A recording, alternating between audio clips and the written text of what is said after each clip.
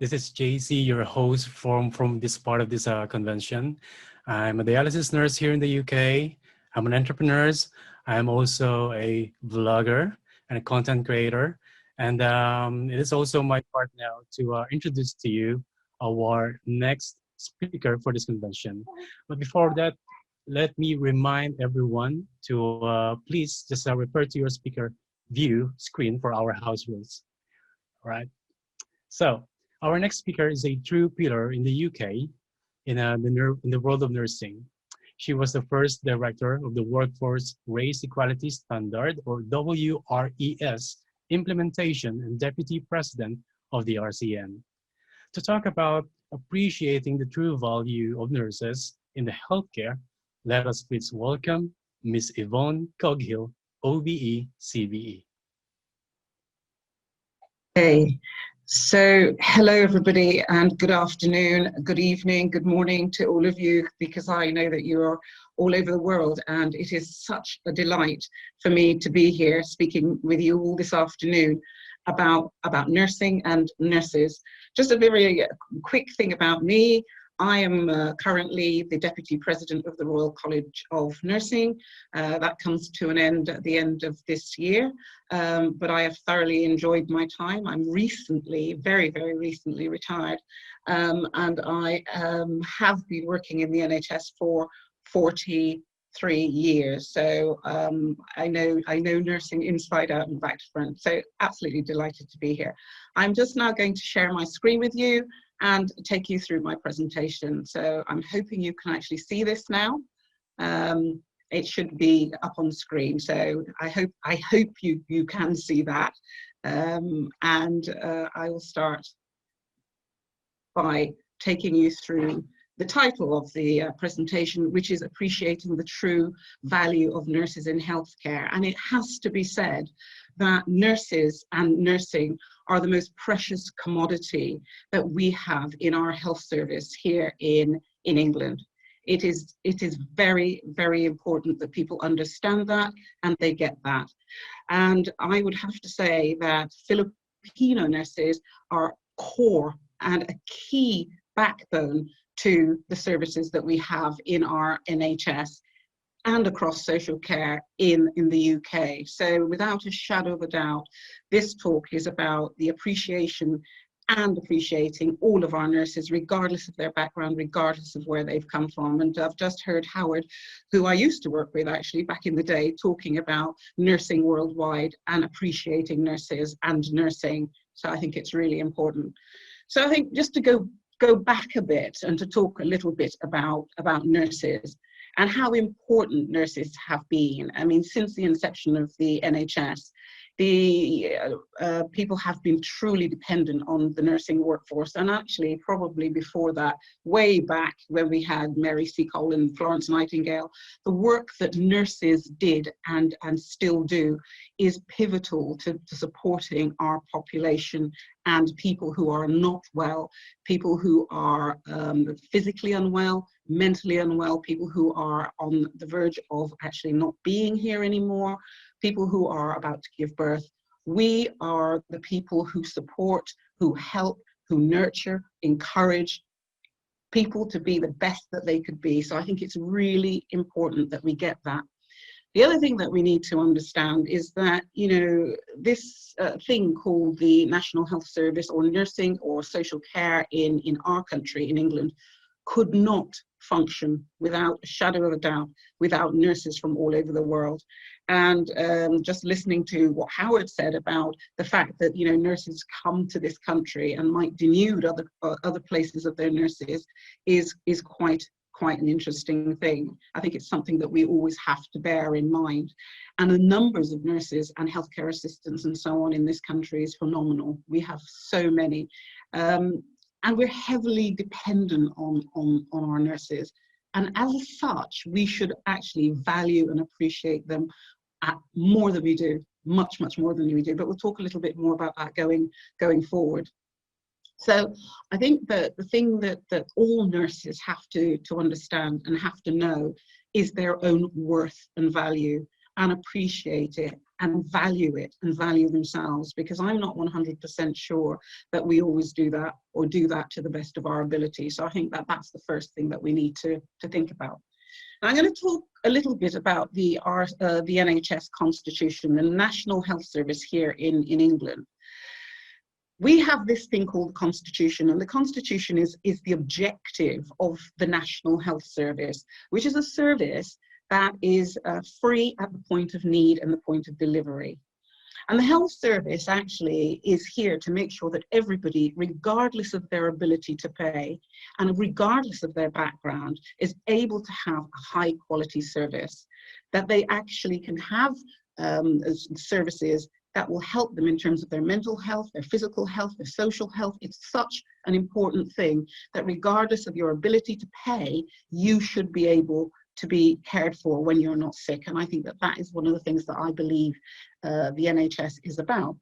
And it also says that we have a wider social duty to promote equality through the services that we provide.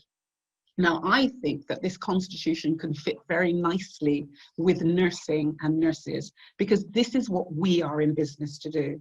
We're in business to make sure that we treat everybody, regardless of their age, their race, their abilities, their religion, that we treat them well, that we treat them as human beings, as opposed to treating them as commodities and people with an illness here or an illness there. And I also think it's our duty as nurses to promote equality through the services that we provide. Because if we don't do it, then who? And particularly in the positions that we're in. So I think this constitution, which sits within the NHS, fits beautifully for nurses and nursing. We are, without a shadow of the doubt, the most trusted profession and have been for a very, very long time. Nurses and doctors are well up there, but nurses, as you can see from this chart, are the most trusted profession in this country, and quite rightly so. We are people that, you know, look after people when they're sick and help people and their families all the time when they are at their most vulnerable and when they are most in need. And I think it's really important that our profession really understands its own importance and its own value and its own worth and its own place in space in terms of who we are. Because often what happens is that the doctors get the all the plaudits, and you know, the doctor is the one who actually gets all the you know, recognition and so on, when actually it's the nurse who does most of the work with regards to patient care. And I think that everybody knows that. I haven't been on the wards for a very, very long time. My own background is in general nursing, mental health nursing, and in community nursing. And I know that after the doctor leaves the ward and writes scripts and does everything else that they do, it's the nurses that actually have to carry out the work and be there all the time for patients. And we actually deserve to have the recognition that we deserve as a consequence of that. So this is who we are, and these are our core values as an international group of people. You know, our core values are about human dignity, integrity, honesty, and social justice. So collectively, this is what we're all about. This is who we are, and this is what we are supposed to be espousing to the rest of the world. And I think that, you know, the thing that we do, the caring thing that we do, that sometimes people take as, you know, being sort of very low key and low grade, isn't that at all. It is about making sure that we understand how people feel when they are not absolutely at their best. And many of you will have seen the Nolan Principles, and the Nolan Principles are all about how we should behave in public life. And I'm telling you all of this so that you understand for yourselves your own importance, the importance of being a nurse, and what is expected of us, so that I can actually talk about what we expect and should expect and our own importance. So we are expected to be selfless and you know, to make sure that we don't have, you know, financial gain for ourselves and our families. We're supposed to have integrity, objectivity, to be accountable, open, honest, and to be leaders. This is what we're expected to be, and who we're expected to be, and what we're expected to do. And people hold us to account in terms of being these things, because if we're not, and we are nurses, then we quickly lose our registration. So it's really important that yes, we are going to be adhering to these principles, but we also need to remember that we need something back. And that something back is really important for us all to understand and know as well. So here we go, into COVID, and how that has impacted on nurses and nursing, and on people of colour across our globe, actually. And what we have here is a picture that is actually quite distressing. It actually shows you very, very clearly that people of colour in England are much more likely to lose their lives of COVID than, you know, people from white backgrounds. And that's a really important thing for people to understand, because that's people generally across the board. But what we also know is that UK health and care workers have suffered terribly from COVID-19 and continue to do so. And I remember right back at the very beginning, when I was sitting at home because all of a sudden everything shut down and everybody needed to work from home and so on, seeing very slowly the numbers of doctors and nurses that were losing their lives to this disease, disproportionately actually losing their lives. And it was incredibly distressing and very, very worrying that this was actually happening, and it was happening in 2020 in our health service.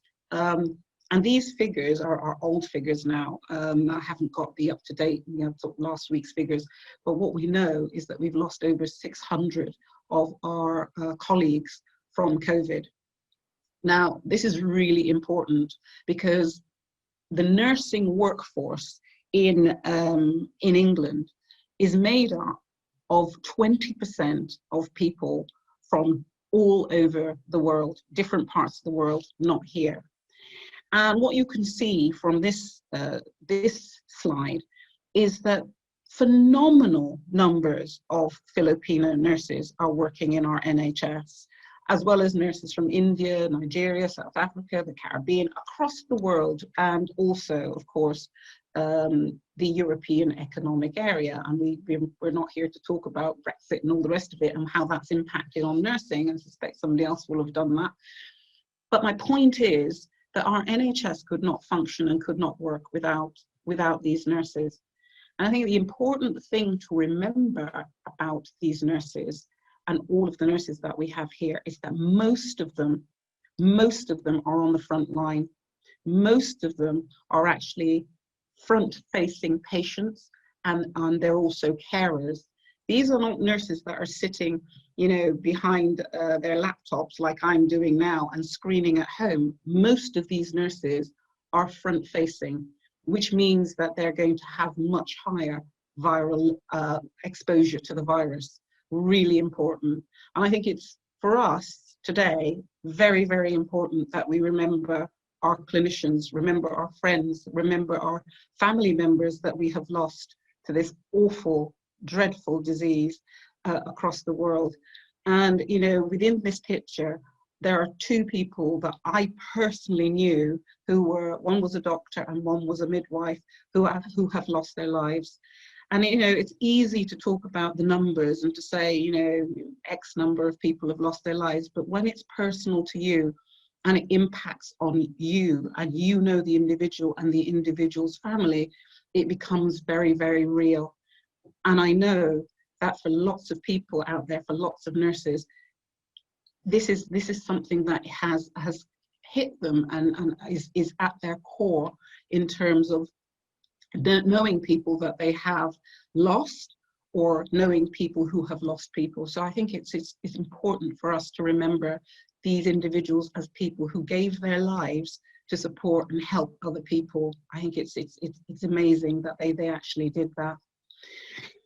And the thing that was particularly striking at that time were the disproportionate number of Filipino health workers who were losing their lives, and disproportionately on the front line. And it was striking what was happening during from March, I would say, all the way through to the end of June.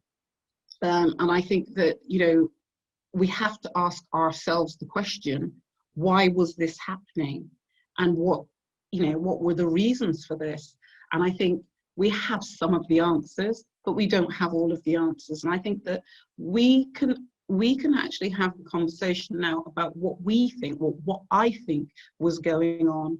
And I just want to say to all of you as a community, I am really, really sorry that this has happened to many of you, to your friends, to your colleagues. It is very, very, very distressing when you see the numbers and the figures as far as all of that's concerned. So this is what we know at the moment. We know about all of this to do with COVID-19, you know, and how it impacts on people, but we really, and it's interesting because last week there was a report out saying that, you know, being from a Black, Asian or minority ethnic background isn't one of the indicators, and that we should actually concentrate on other things. I have an issue with that, and I think that other people have an issue with that as well. What we can see from this slide is that the risks to people who are from ethnic backgrounds and who have certain jobs, right, are much, much higher than for other people. And for many of us who are nurses, who are front-facing, who are from ethnic backgrounds, there's a very, very real risk here. And the NHS did not start, this country did not start to take this seriously until people disproportionately started to die. And then we started to talk about adequate protection for our staff and started to run around to find ways of protecting our staff, when actually people were so fearful, people were uncomfortable, people didn't want to go to work, and people were getting sick. So there is something there about COVID and how it's exposed the health inequalities within our system for our staff, and who the staff are that are front facing, that are actually facing most of the risk. And that is something that we really need to consider going forward. So when you talk about nurses and nursing, and my job before was to work with people from all backgrounds to make sure that the NHS was treating nurses from all over the world adequately well, and giving them the same opportunities that they were giving everybody else. And what we know about Filipino nurses, what we know about all of you, is that you are incredibly caring and competent. I mean, you are fantastically competent nurses. However, you're not very visible in the NHS. We don't see people at senior levels in the NHS. And very rarely do people complain and are not demanding, and are most likely to say yes to things that other nurses might say no to. And I think that that's a really important thing for us to consider and remember as well, because if you're more likely to say yes because you don't want to cause any aggravation or problems, then what will happen is that people will constantly ask you to do things that perhaps they wouldn't do themselves. And I think it's really, really important that we remember that. And we will also remember that you guys are hardworking, family orientated, and with very strong cultural ties. I didn't know that we had the numbers of Filipino nurses in the NHS that we actually have, because people just get on with it, they do their work, they're unassuming, they do what they have to do and they go home. It's very unusual and rare for me to have seen Filipino nurses in positions of high-level positions or attending Black, Asian and minority ethnic groups or anything like that. So there's something here about how Filipino nurses present themselves, how they're seen in the NHS, and what we need to do to protect, support, hold and help Filipino nurses to take their rightful position where they belong and where they should be in all of our services. Because it cannot be right and it cannot be fair that we don't have any chief nurses that are from a Filipino background today in 2020. It's just not right, and we need to do something about that. This slide actually is quite an interesting one because it shows people very, very clearly the reasons why nurses go off sick in the NHS. The reasons that we are mostly going off sick, nearly twice the number to the next thing, is workplace stress. Now, workplace stress is a really interesting thing, and we have to break it down into where it comes from and what are the reasons for that workplace stress. And a lot of the work that I have been doing with regards to race equality shows very clearly that the amount of stress that is placed on nurses from other parts of the world is much, much higher than the stresses and strains placed on the indigenous, let's call them that, nurses in our country. So you're more likely to experience workforce stress and strain if you are from an ethnic background. And I think that that is something that really has to be considered going forward, because this thing that happens to nurses of colour, called biological weathering, and one or two of you on the call will have heard me speak about this as well, is really important for people to remember and consider when thinking about things like COVID-19 and why it is that certain groups of people are much more likely to succumb to the illness and the disease than other groups of people. So what we know is that chronological age captures the length of time you've been alive. But what it also does is capture the length, the amount of adverse conditions that you've had in that time, and the exposure to stressors, the exposure to strain, the exposure to things that are going to compromise you physiologically. So that means that if you're in a situation where things are much more stressful for you, and the slide before this one showed that one of the top reasons for people going off sick was stress, and that people of colour are more likely to go off with stress, you have to then ask yourself the question, well, what are these stressors, and how is it impacting on people of colour as opposed to people who are not from ethnic backgrounds? So compared to white people, people of colour are exposed to higher levels of stressors by living in countries that potentially are not built for them. They're not conducive to them. So there is a thing that goes on that people don't like to talk about, don't like to mention, in terms of discrimination and racism, or call it what you like. And I've been living in this country for a very, very long time, in England for a very long time.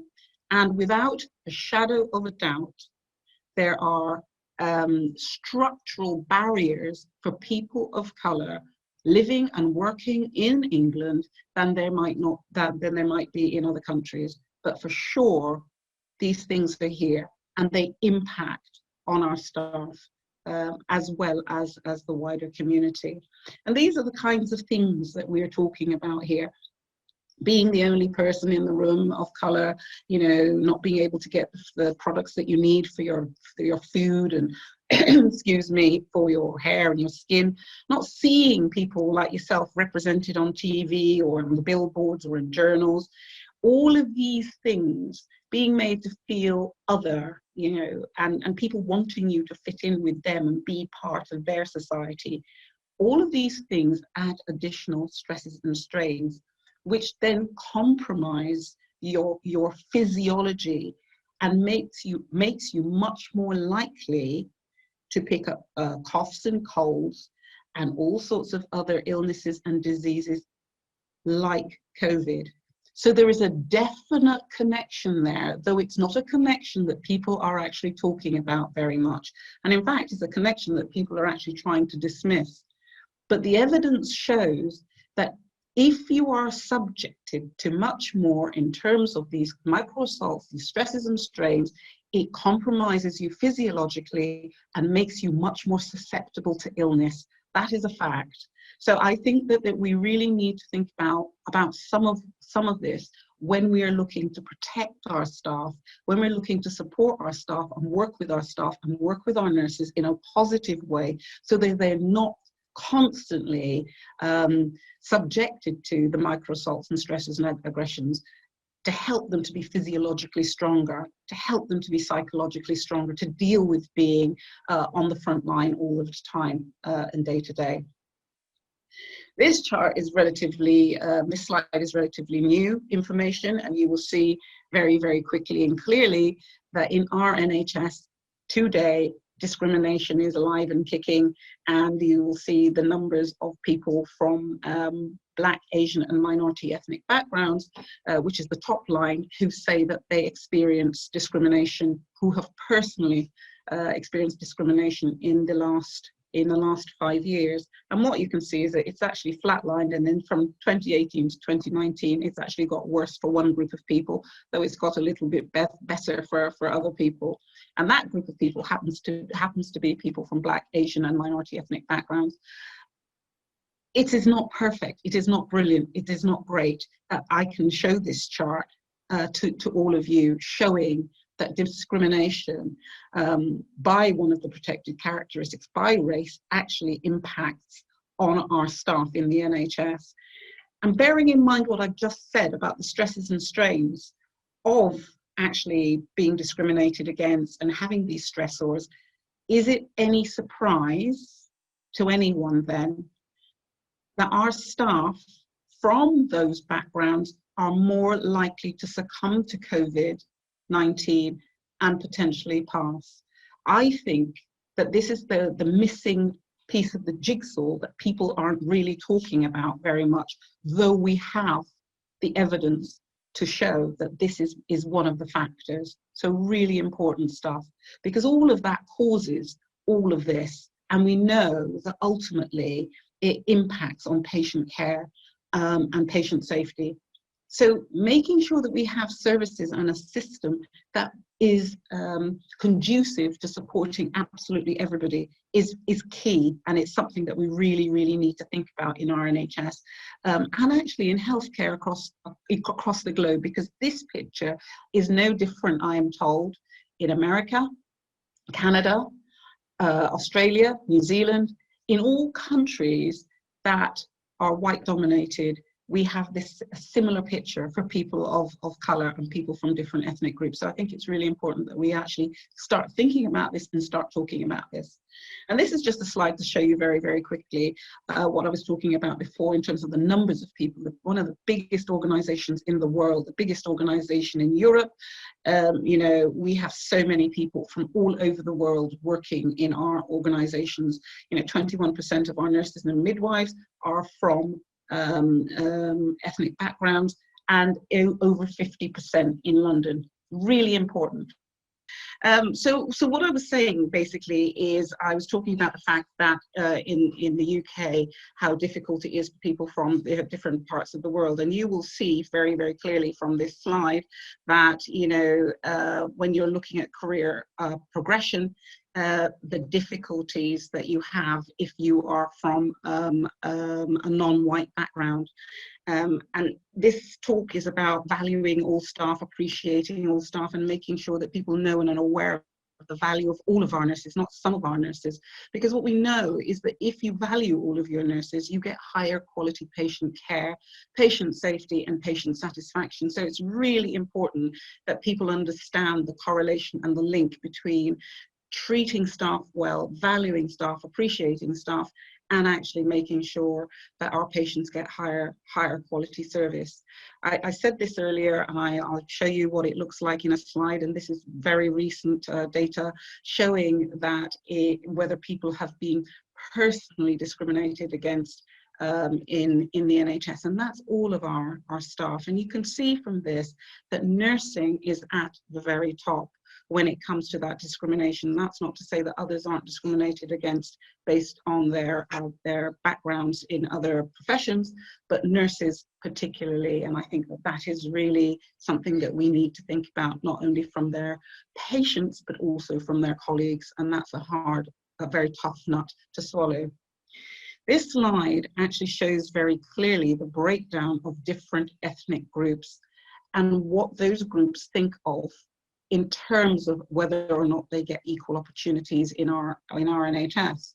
And you can see that at the top of the graph, that staff from white backgrounds, nearly 87.5% of them believe that they get equal opportunities, as opposed to going down the line when you can see that people from different backgrounds across the board, all the way down through to people from Black backgrounds who have the worst experience in our NHS.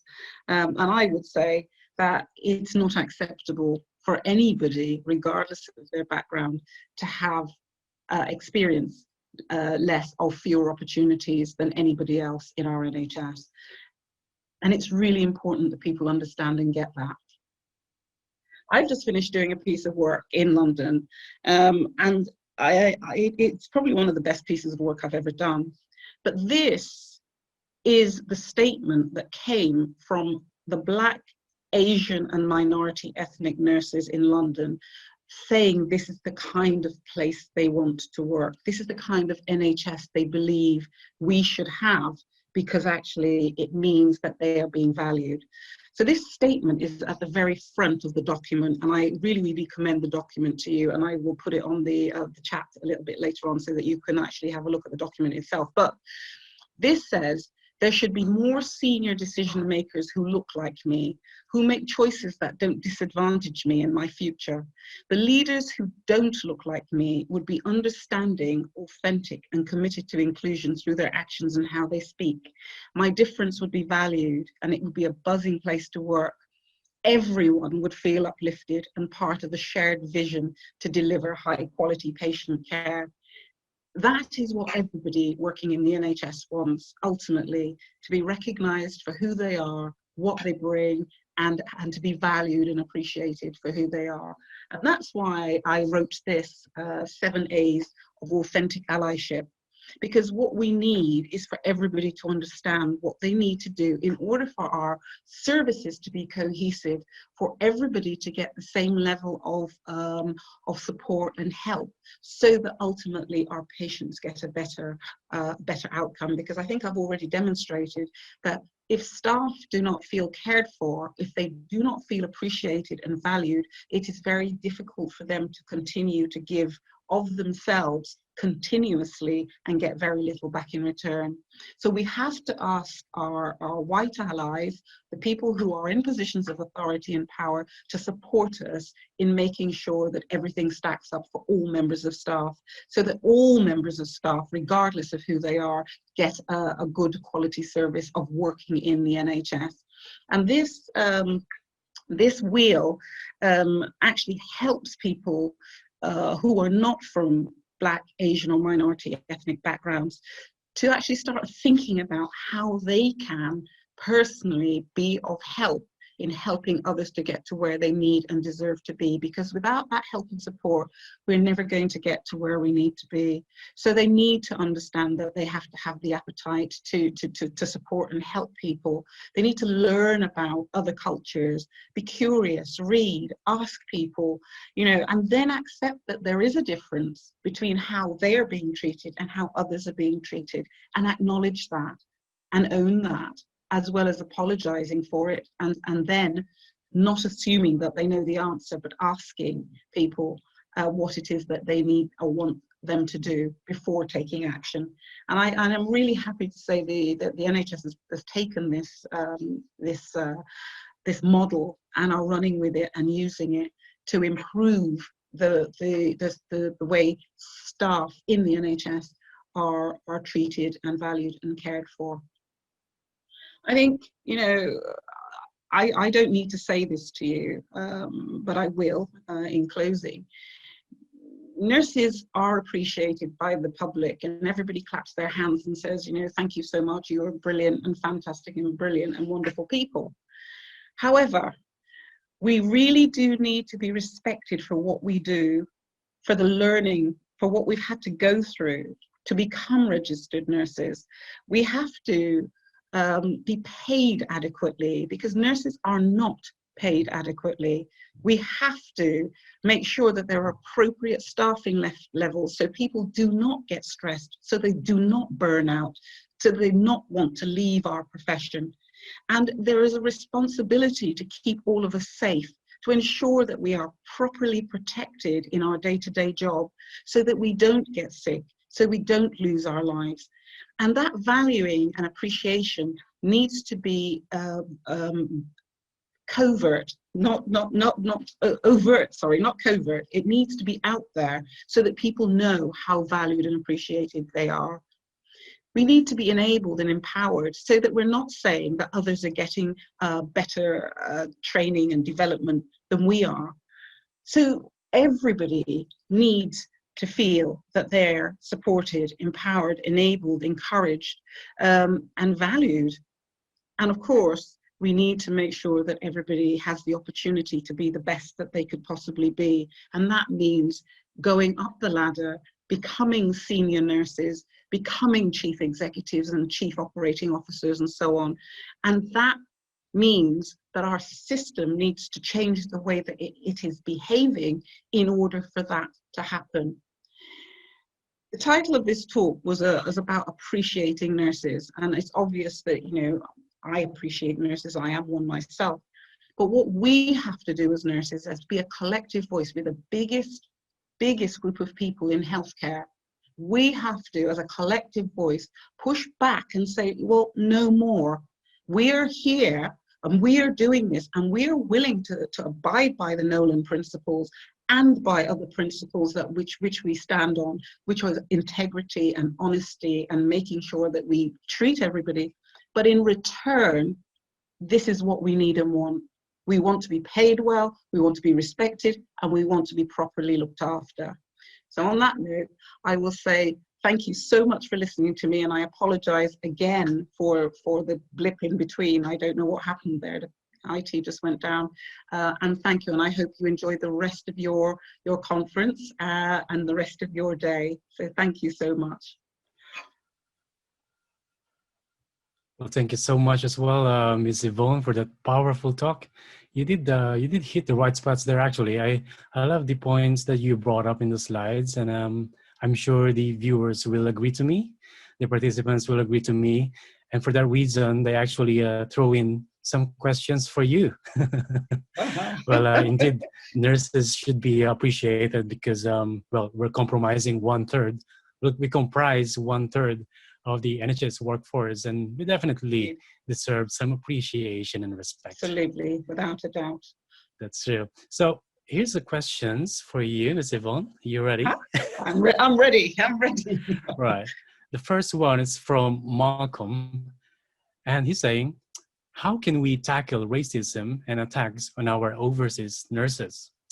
Due to this pandemic, I have even heard of a case of a Filipino nurse being kicked in the stomach and told to go back to China. Malcolm thinks as a country we need to educate fellow Brits that we would be truly lost without our overseas workforce.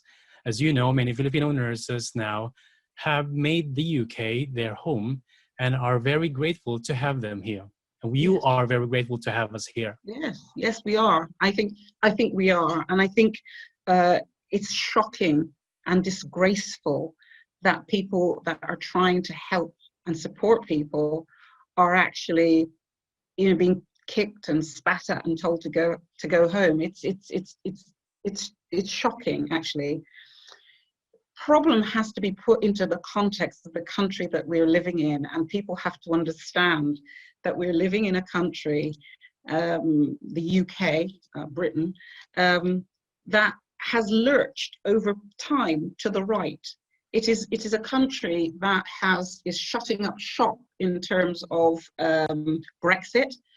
So our European nurses are going home. They're not as welcome here as they were. It's a country that is not at ease with itself in terms of race. I think people, you know, we criticize the Americans and say, you know, they shoot people and George Floyd and all the rest of it. But the racism in this country is covert, it is structural, and it exists. And what has to happen is that we have to have from the very top of the office, and I'm talking Boris Johnson, I'm talking Rishi Sunak, I'm talking about Priti Patel, I'm talking about all of those people sitting at the top of government, denying that racism exists, starting to talk about the fact that we are a necessary commodity to make this country well, we've made the country what it is, to make the country even better than it is already. We need to hear them say it. We need to hear our senior nurses say it. We need to hear our chief executives constantly say it. And we need not to tolerate that behavior. So the behavior that was exhibited and the nurse that was kicked, I would hope that the individual that did that, regardless of who they are, actually had some sanctions. So that's a physical assault. So that means that that person should be reported to the police. Simple from my perspective. And that person should be dealt with. And the organization should support the individual, because if you don't support people in those kinds of situations, then they are going to leave. But worse than that, they're going to internalize that awful behavior, and it's going to impact on their physical and mental health. So we need a societal change. I know it's a long answer to a very short question, but that's what we need. We need senior people to start taking this thing seriously, because racism kills. Simple. Well, I would agree to that. Racism kills not just physically, but emotionally and psychologically. Well, thanks for addressing that question, Yvonne. We've got another one here from Walter. He's saying microaggression in workplace still exists, especially if you are from a BAME background. Yeah. I understand a lot of work are put into the rest. Could you give us a temperature check on this land and its importance to the migrant workforce? Yeah, for sure. I mean, we've been trying to change the way the NHS functions with the Workforce Race Equality Standard for the last 5 years. And I have to say that on some measures, things have got better. So now, back in 2015, you were 1.7 times less likely to get a job if you were from a Black, Asian or minority ethnic background. That's now gone down to 1.5. So you're a little bit more likely to get a job now. In terms of disciplinaries, you were, nearly 1.5 to 2 times more likely to go through a process than if you were from a white background. That's improved as well. The issue, and it's a big issue, are what we call the cultural indicators. That's how it feels to be around here, and whether or not you are going to be discriminated against, whether or not by patients, by your staff, by senior leaders, and equal opportunities.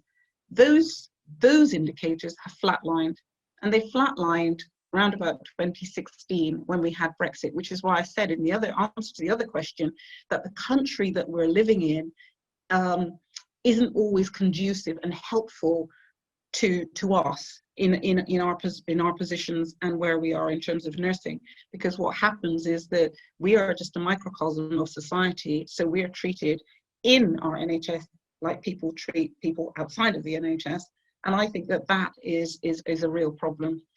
I'm told that the Workforce Race Equality Standard data for 2020 is better than it has been in the last 5 years. And I think that gives us a reason for hope that things are going to be better. But I also worry that in 2021, it's going to go backwards as a consequence of COVID. So there's some hope, but from my perspective and where I'm sitting, I think that so much more work has got to be done on our white colleagues, with our white colleagues, because in the past it's all been about let's change these BME folk over here and make them better than they are and everything will be okay. What has to happen is that our white counterparts have to acknowledge our existence, our contribution, the benefits they get from having us here and having us as part of their workforce, and actually work hard to make sure that we feel included. That's what needs to happen, and that's the hard part, I'm afraid. Well, I wouldn't agree more on that, Yvonne. Well, thank you so much. You know what, you're bringing very interesting points here, and I don't know if you're quite actually still ready for this, but I've got more questions for you. This only shows how devoted, how involved our participants are. Yeah. Well, I've got another one here from Albert. He's saying amongst the BAME group, there is disproportionate death from our Filipino nurses. Yes. I have raised this in our trust BAME steering group, but can you brief us if there's any national initiative about this? we need to ensure that this is being addressed and Yes. more research to be done. Thanks. Yes. Albert, I absolutely agree with you 100%. I think the thing that we have done, when I was working in NHSI and NHSC, they pushed for the risk assessments, for everybody to have a risk assessment. Now, I would say that those risk assessments are done based on whether or not the individual who's carrying them out understands why they're being done. So the quality of the risk assessments across our NHS are variable. Sorry, I hold my hands up and I say that that's the truth. So I think some people get a really good risk assessment, and I think others, it's a tick box exercise. So I think that's one issue as well. Organisations have a responsibility to make sure all members of their frontline staff are protected. That's a fact. They all have a responsibility to do that. And that means that organisations, chief executives, boards must make sure going into this second wave that all of their staff from Black, Asian and minority ethnic backgrounds who we know are more susceptible to COVID are fully protected. And if organisations aren't doing that, then they are actually not acting within the law, basically, because we're supposed to be doing that. From a national perspective, and I don't know if you will have seen this or read this, there seems to be some pushback about the fact that race is an issue when it comes to COVID. We had 2 reports out last week, one from the Equalities Minister, who happens to be a Black woman herself, which is really, I don't even know what to say about that, stating that, you know, it isn't about race. And then the other one from an Asian chap, again, an epidemiologist, saying that the factors that impact on people aren't necessarily about race either. So the thing that I talked to you guys about during my talk about the microaggressions and how the biological weathering impacts on people's physiology isn't being talked about. So my advice to all people from all backgrounds, and particularly our Filipino colleagues, because they have been disproportionately affected by this, is that if you feel unsafe, and you can tell anyone that Yvonne Coghill said this, you can just say to them, look, I was on a talk and Yvonne said this. If you feel unsafe and you do not feel that you are being properly protected, actually you have a right to say, I am not doing that. And I think that you really, really have to take this on board. Dame Donna Kinnair, who is the Chief Executive General Secretary of the Royal College of Nursing, has committed to supporting any nurse where they feel that they are not safe and are being made to put in a vulnerable position. So actually, if you don't feel safe, if your staff don't feel safe, do not do it. Because this is your life we're talking about here. This is your family's life. This is your friends, you know, the people that you're interacting with. At the end of the day, if you're not taking responsibility for you, yeah, nobody else will. So if you don't feel safe, don't do it. And I stand by that. So they can come and ask me the question if they want to. But really, you must look after yourself as nurses. I think you made it really clear, Yvonne. Good. Last 2 questions for you. Last 2, I promise. It is a shame that I had to leave the NHS for me to get up to a band 8B pay scale. Any suggestions for me? Yeah. Dear Yvonne, from Dennis. Yeah. Dennis, come back. We want you back. And I think that the really important thing about this is that it does take longer if you are from a Black, Asian and minority ethnic background to get to where you need to go in the NHS. It does take longer. I mean, I know this for myself. I went for 5 chief nurses jobs, didn't get any of them. So I think we know we have to work harder to get half as far. But the trick to get that job right is to make sure that you have somebody above you who understands you. And that's an important thing, because what we usually do is we go for the banding. We say, oh, you know what, it's a band 8C, I'm going to go for that, or it's band 8B, I'm going to go for that. it is about the individual who is your line manager. I can see you there, Oliver. It is about the individual who's going to support you, who's going to help you, who's going to nurture you, develop you, encourage you. It is so important that you latch onto that person. That person for me was somebody who's called Lord Crisp now.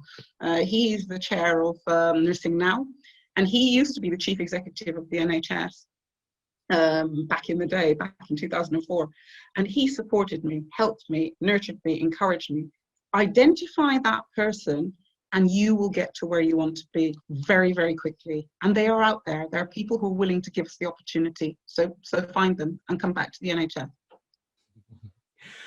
Well, the final one for you, Yvonne, is kind of related to this last question you just had. This is from Charity Gladstone asking, what hope is there in rural areas where we do not see role models that look like us at all? No. How can we be mentored and coached? You know, I think that that's a really good question, because when you're in a city, for example, it tends to be, you know, there's people like you, and it's all it's easier for you to complain and talk about, you know, all these things that are happening to you and so on and so forth. But interestingly enough, you're more likely in our NHS to get to a higher level position in the rural areas than you are in London. So London's the worst place in the country if you think you're going to be an 8, B, C, D, 9. Whereas people who are out in the rural areas, if there's just one of you, and I think it's to do with the fact that I think that they think or imagine that if there's just one of you, it's absolutely fine and dandy. We can afford to give that one the 8C, the 8D. Where there's lots of you, it tends not to happen that way. In terms of getting support and help, there are national groups for nurses. So the CNO-BME Strategic Advisory Group has got meetings all over in all the regional areas. So in all the regional areas, there's a strategic advisory group. What I know the chair of the advisory group would welcome more than anything is to have Filipino nurses join it. And I know that Chief Nurse Ruth May would really welcome that, because we don't have as many Filipino nurses in those groups as we would like. And I think there's something about people like me and other people really making our Filipino nurses feel welcome and want to have, you know, hear what you have to say, because the Filipino nurses that I know are outstanding, not just a bit good, but incredibly good, and deserve to be at the top table. I have hope that, you know, there's a couple that I know, and I know that Oliver's on the line, who will be chief nurses pretty shortly. But I just want so many more of you to actually take the baton and run with it, because you are so good and you deserve to be at the top table. So 2 things. First of all, if you're in the community, if you're out there in the countryside, you're more likely to get a senior level post than if you're not.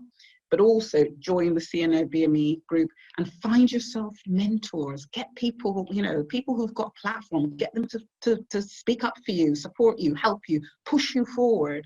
That's the way to do it. Well, on behalf of all the participants for today, I want to thank you so much for your time, for your thoughts and ideas, for sharing it with us, and for your sympathy. You're very welcome. Thank you. Bless you all, and do take good care of yourselves out there. Bye-bye. You too. Bye-bye.